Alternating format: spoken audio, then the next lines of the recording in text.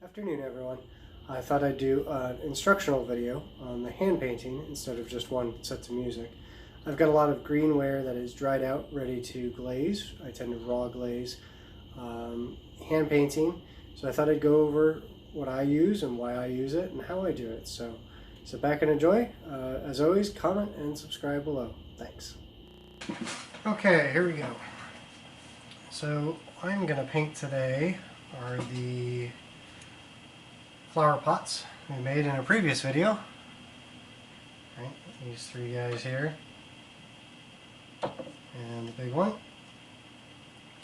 So if you haven't seen it, go check out that video. I'm using a number 1 brush. This one is a Menta. Just really any paintbrush that you would use for acrylics works.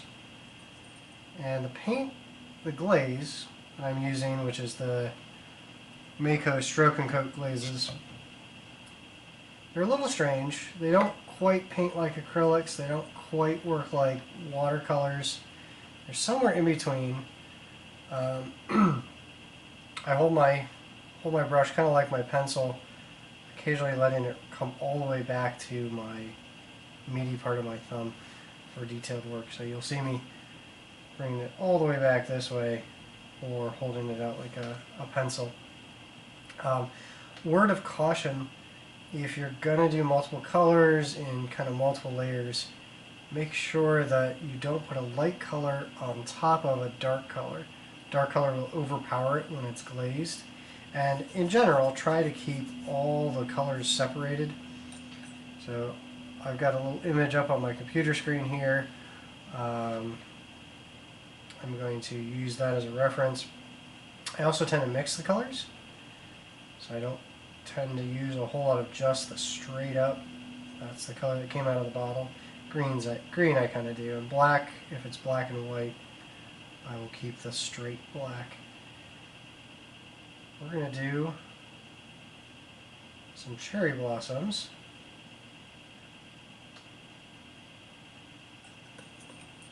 I always try to keep my brush mostly clean, right? Not loaded up with glaze all over.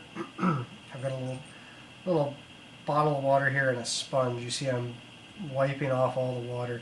That's the other big issue, is if you get a droplet of water, travels down and thins out the glaze as you're putting it on, it'll just become a little puddle on your piece. So hopefully you can see all this. And I do like to bring up some kind of image, whether it's something that I've taken or something that's, you know, a stock photo on the internet as a reference. So when I'm hand painting, I like to have the image in front of me.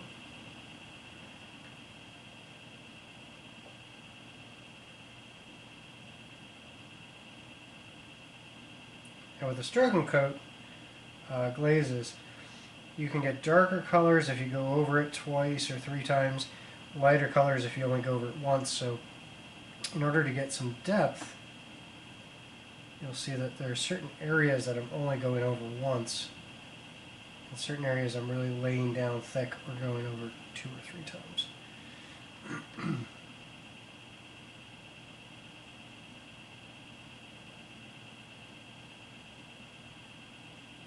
If you have questions about hand glazing, reach out. I am by no means a painter by trade or by education. If you're an artist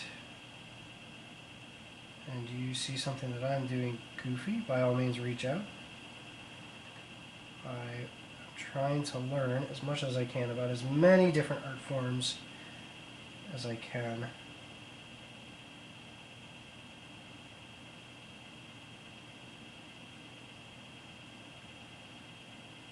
I really like the Asian inspired images. I don't know, they're peaceful. The whole point of what I'm doing for pottery is to help bring myself some peace. Right, it's a crazy, crazy world, literally. Anything you can do to bring yourself some peace, the better.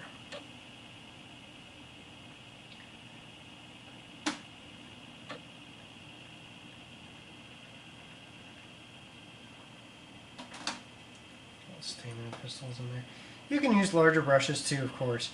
I like to use this number 0 brush because I can get some very fine details. This is ruby red, straight out of the bottle here. The rest of it is ruby red with some white mixed in. Sometimes I'll make little accent marks in slightly darker color, so this is the straight ruby.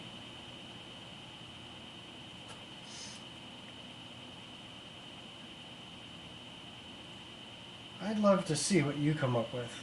I'd love to see your artwork. So, if you paint something, you do some hand painting, send it along. I'd like to see it.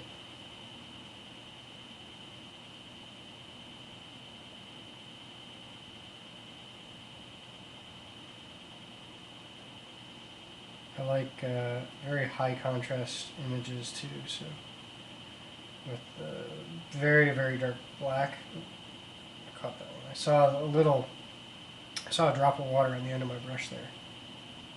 Thankfully I saw it before I put it on the pot. Otherwise I end up with a little puddle. I have to wait for it to dry and then I go back and fix what I'm doing. What was I saying? Oh, I like very high contrast stuff. So this flower right now is going to be very muted, very pastel. This black is going to be really sharp looking compared.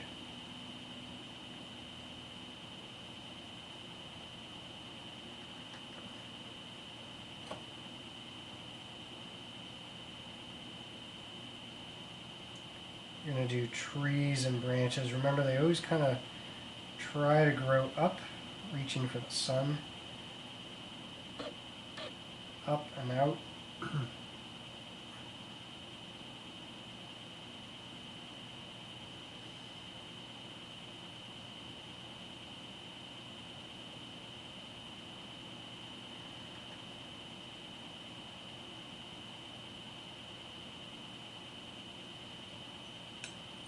You can use a little bit of water when you want to fade something in. That's just straight water right there. And I'm brushing the last little bits of this glaze, thinning it out, and it'll make it a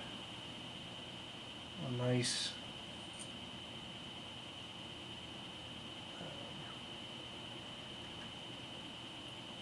nice gray tones in there.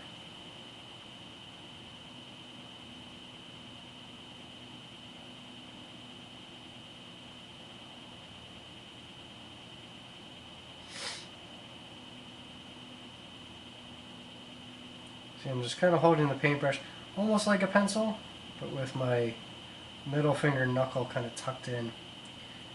I think I'm going to add a little green. Some leaves here.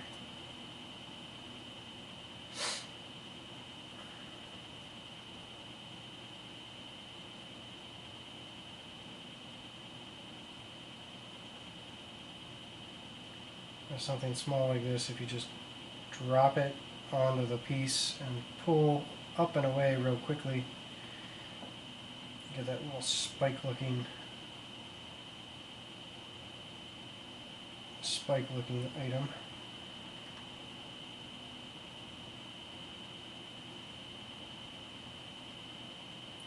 You see, I'm trying to keep the colors kind of separate. Right? I'm not painting, trying not to paint right over the black, because it's just not going to show up. The black will overpower it. I made that mistake a little while back. I made this nice monarch butterfly, and then all of a sudden, all the oranges, all the reds, completely gone, because I made it with a black base and painted the oranges and reds over top of it.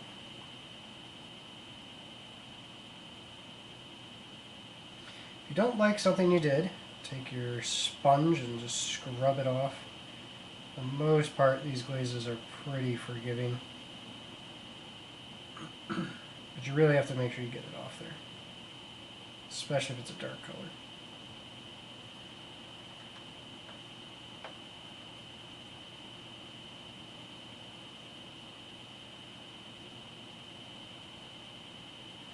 Okay. So there's our first little Sakura blossom, cherry blossom. And I'm probably going to do the other two in a similar style. So what I'll probably do is do some fast motion. So thanks for watching. As always, comment, subscribe.